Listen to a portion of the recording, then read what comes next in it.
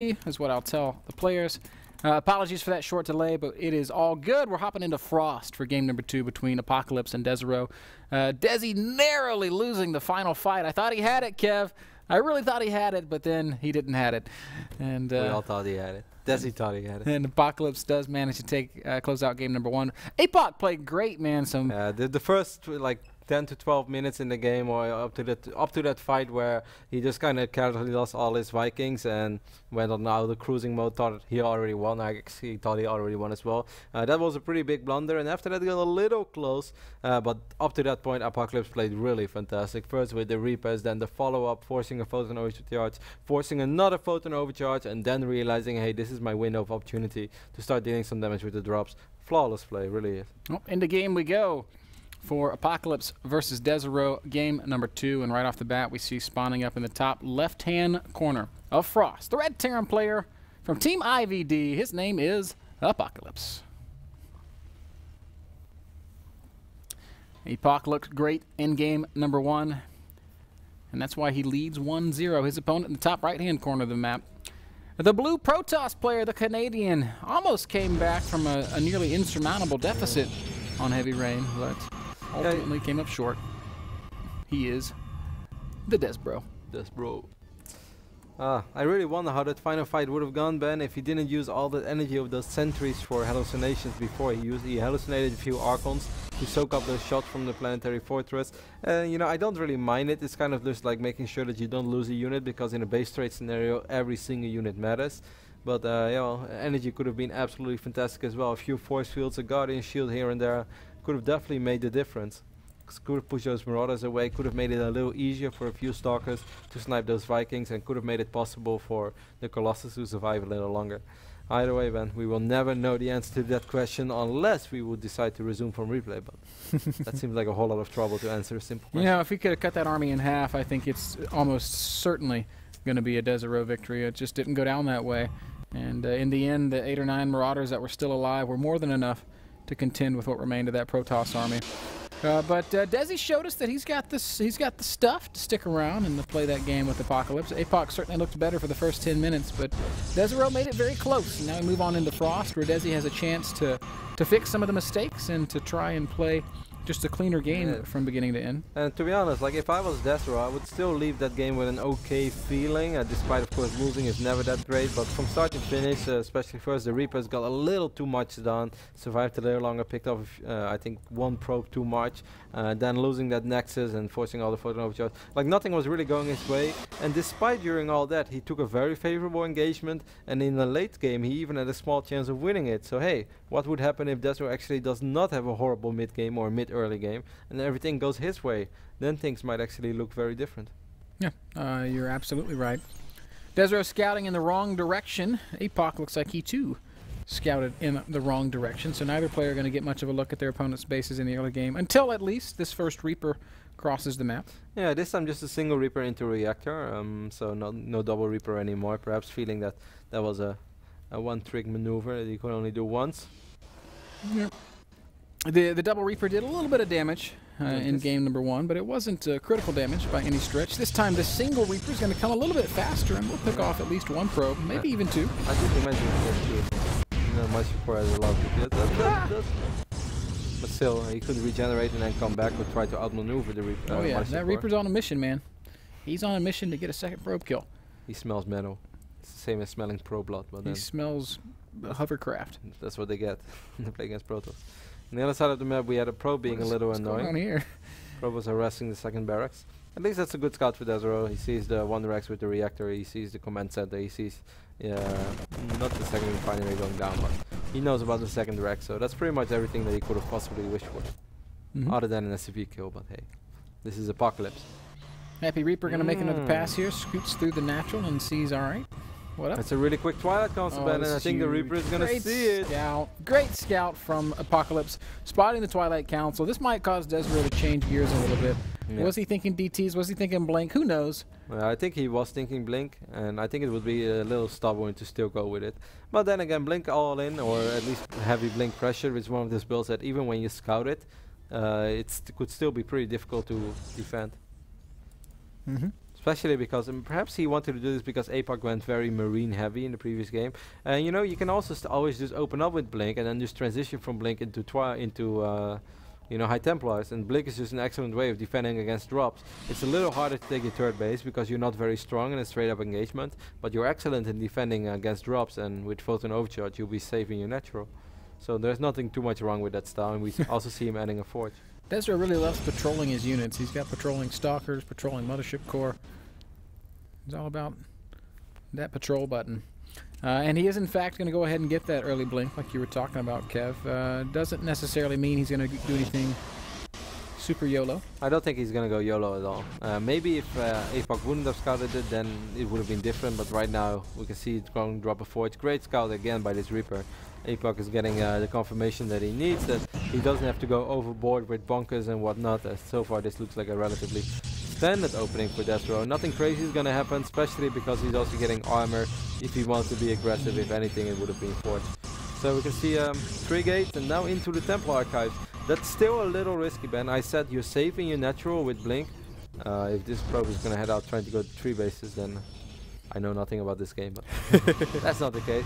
But still, against stim timings, this could still be a little tricky, because just Blink Stalkers alone, they represent very little DPS. So you really need Mothership Core to cast Photon Overcharge and rely on that damage. Could still be pretty hard to defend. Don't underestimate what Stimmed Bio can do against just a few Blink Stalkers. Yeah, we saw Apocalypse getting aggressive early on in game number 1, and it looks like he might be thinking the same thing here on Frost. He's got a little hit squad right here in the center of the map, and you know, it would be difficult already if he were to get aggressive for Desrow to defend it very cost effectively without Photon Overcharge. Of course, he's got plenty of energy for Photon Overcharge. He's going to Storm immediately as well. His first High Templar is going to be wiped in. Of course, High Templars are not only useful when they get Storm. And against these early pushes, feedback is often even more effective, because then it's basically just like, alright, my opponent's stimmed, I feedback the medevac, now he's going to have to wait for another medevac, and by that time I actually have you know, 1 or 2 more warp in cycles, which is often better than casting a Storm, which does a little bit of damage but actually kills nothing.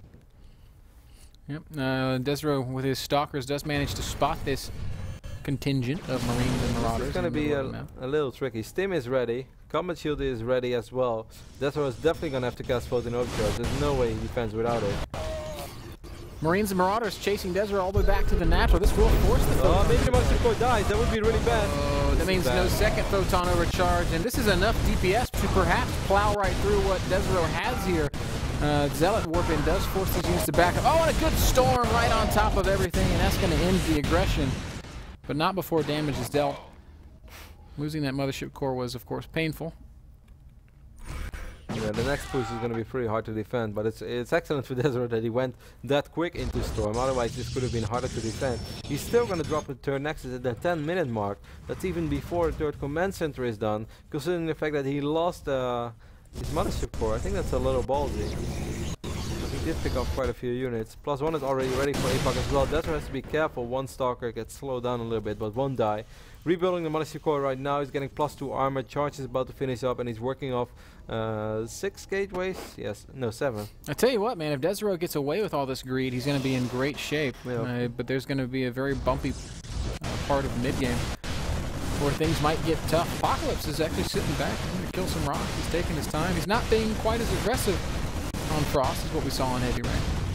This is a great moment for Desrow perhaps as well. He already has this Python on the left side of the map. It's so important that as Protoss you have that ability to be counter-aggressive if you want to. Of course, right now he has to be much more worried about his own defense. I like that APOC is getting Hellbats, by the way, because he's realizing that, hey, I'm playing against Templars. He's probably going to stick on gateway units for a while. Hellbats are fantastic against that, much better than they are against Colossus openings. This is still going to be really tough to hold for Desrow, though. And I don't know if it's possible. How many Storms do we have? We have 3 High Templars. You might lose this Nexus. His army's even a little bit out of position. Here comes Desrow. Zealot's going to come charging in. Storm is good. Is good at first, and there is more Storm left over. He has 7 gateways, so he's able to wipe in a lot of Zealot. Zealot is there to buy time and make sure that he can take care of his medevac.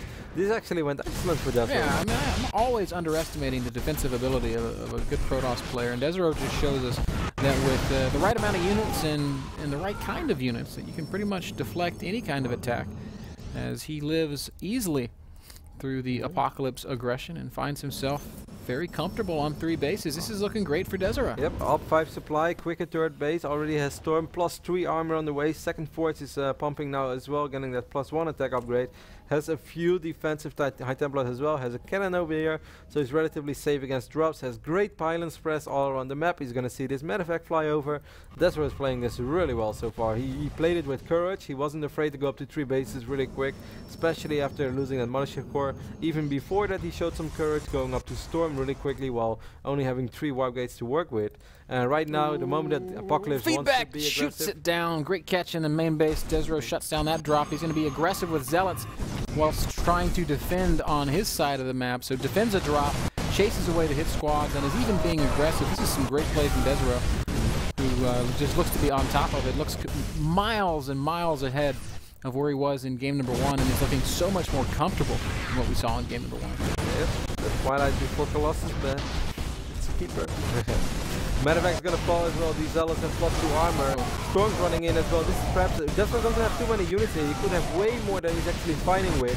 He's still trading okay, but he's losing a lot of expensive units. He didn't have to take this fight at all. He got a little bit sandwiched there. The second little hit squad came back and managed to trap the army of Desrow, and that proved to be a little bit costly. Losing his High Templar, maybe losing an Archon, as he has 15 Zealots on the map. Okay, defense there. Well, back at the third base. So, you know, it wasn't a problem necessarily for Desrow, but perhaps an unnecessary sacrifice. As we can see now, Apocalypse is going to continue to macro ahead. He's going to clear out his 4th expansion and maybe even plant a 4th command center. Yeah, he knows there are a few pilots around the map as well, so he's going to start cleaning those up. Colossus transaction is transaction. I'll take 2 Colossi, please. Well, sir, sold. That would be a lot of minerals. Transition is in full speed, as we can see. The first Colossus is on the production tab. More Zealot harass from Desi. Research as well. It's just to buy time. He needs to buy time. He knows that his army will be a lot stronger when he has 1 or 2 Colossus in the mix, especially because he's already seen the Hellbats from Apocalypse, and Hellbats are only good against you know, no Colossus armies. Apoc looks like he might want to get aggressive here. He's going to push right towards the center of the map. Desrow will see it. He had a Zealot in position and also an Observer parked overhead. And he's got a great look at the exact army composition that Apocalypse has gone for. Yes, he sees those Hellbats, but mostly he sees the Marines, the Marauders, and the Medevacs. And with double Colossus production, and already a pretty Mothership Core once more, been idling a little bit. He could lose it to these Marines. Time Warp goes down and Photon Overcharge as well. He will lose it, but not before at least, you know, casting the spells if you want to. Mana. Oh, look at this. Apocalypse is actually going on up to Ghost. This is always a useful unit to have, but it's one that maybe hasn't been as in vogue recently, as Terran players have shown us that they prefer to play the more aggressive, less tech style of TVP. It's harder to pull it off though if you play against the Twilight opening. Like, you can do that against the Colossus openings, but if you open up, if you know that you're facing Storm immediately, it's really hard to make it work with only bio units. So it makes sense, and I'm always happy to see Ghost. I still think that Ghost is excellent. It's hard to control as a Terran, it definitely is, but it's a fantastic unit. Both these players coming up on the 180 supply mark. Apocalypse has already crossed it. Desrow is still sitting around 161. But with his next wave of reinforcements, should hit that 170, 180 mark very easily.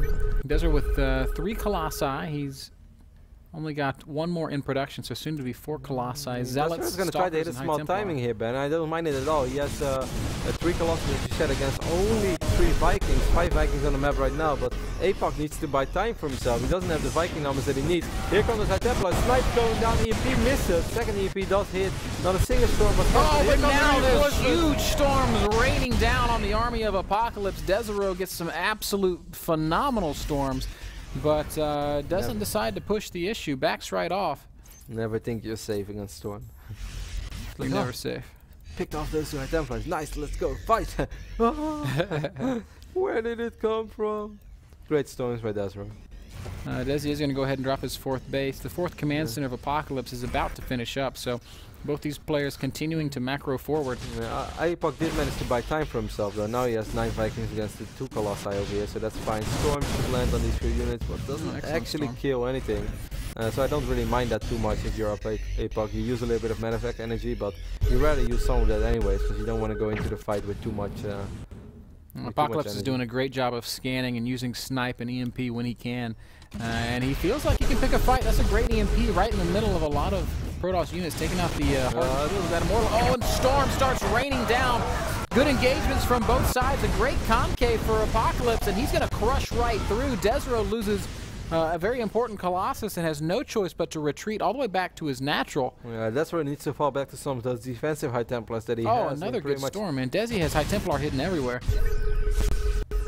And that's the way you want to play this. You don't want to just rely on, let it all rely on a single big fight. You kind of want to get a rolling fight where you cast a storm, retreat, cast another storm, cast another storm. Because in the straight-up fight, the Terran army is often victorious. But if you can drag the fight out over the entire map while still counter-attacking over here as well. There is a single bunker here for APOC, but I'm not sure if that's going to be enough to keep the base alive, or not before at least losing a lot of SCVs. Oh man, good hold position control here from Apocalypse is really freaking with the AI of those zealots. Could be another big storm here. Oh, and there is another big storm. It's going to continue to soften up the army of Apocalypse. Those Vikings are all quite low. Desrow is out on the map again with only 73 supply bands. Storm is indeed fantastic, and he's doing some good counter-aggression all around, but he has to be careful because that fight that he took before in the middle was simply not good. He got saved by some of those additional storms that were coming in. Now a couple of times going down. Well played here by APOC. How many High Templars do we still have? We got 5 of them. 3 of them are over here. I think one of them is in the main still. No? I don't know. Guess they're all around. Hidden around the map somewhere. Desrow trying to clear out space for a 4th base. Has not been able to take one. Apocalypse is doing a great job of denying Desrow's expansion attempts. Snipe used on a single zealot there. As we see more use of scan to open up windows and more good EMPs. Desrow knows the importance of keeping these High Templars safe. Ghosts are going to get kind of thrashed here, but still the EMP landing on some of these High Templar. One High Templar with 1 storm left is going to get a lot of Vikings. And now there's only 2 Vikings left alive, and without the Vikings, this Colossus can do some good work. Last Viking is going to fall, and Apocalypse now has to run away. Desrow with a supply. How did that Colossus die? There was 1 Viking remaining. Oh. Got a few shots off before it died. I thought that was a very, that was a little over-eager for APOC. Yes, he got a couple of good snipes off, but walking in, you're basically walking into a trap. You know when you walk into a third base of Protoss like that there are High Templars coming in from every single direction. His goals were a little too far front, so at a certain point they had to worry about the Colossus shooting at them as well. And then it was just raining storms all over his army. And his army was also not as big as it possibly could have been. That was a great victory for Desrow, and now this is Desrow's game if it wasn't already. Desi with a pretty nice looking sandwich here, crushing into the army of Apocalypse. Archons are going to fall very quickly, but the Immortals are sticking around a little while longer. SCVs pulled off the line. Desrow's got to be a little careful not to overextend, but look at these Immortals do work. Apocalypse absolutely crushed, has to fall back, retreating up the ramp, falling back behind barracks into his natural. It's just a handful of Marines and medevacs. A single Viking with nothing to shoot at. Zealots are going to rampage through the 3rd expansion of Apocalypse. It's going to go right down. The 4th base is completely exposed. I feel like these Immortals can easily deal with that. Yeah. And Apocalypse is going to find himself with no income. He has no bases left once his planetary goes down. Man, Immortals are good. Desrow leaving a few High Templars behind. Those will get picked up, but not before those Immortals will take care of the planetary fortress. I really like that he got a few Immortals in it as well, because after he lost the Colossus, sometimes you only have gateway units, they suddenly start melting to very few Marauders, but the Immortals, they don't melt against Marauders. The opposite is true, they melt Marauders. Anything, man. They just stick around for a long time, living up to their namesake, and Desrow looking great on Frost. A much cleaner game from him. Was up against the ropes a couple of times, but ultimately managed to bait Apocalypse into taking a bad fight, and that meant good game. Desrow ties up the series at 1 each. Really good game, and he played it with a lot of heart. It's often scary to go up to 3 bases that quick as Protoss, but he did it from only 3 gateways while getting Storm as well, so that means that he has very few units. Yes, you do have that Mothership core, but still it could be kind of risky and it could really backfire that you just barely have anything to work with. But he survived and took a couple of good fights, got those quick +2 upgrades as well, and after that he was kind of in control of the game. I really liked how quickly he got pylons up all around the map. That's something that often you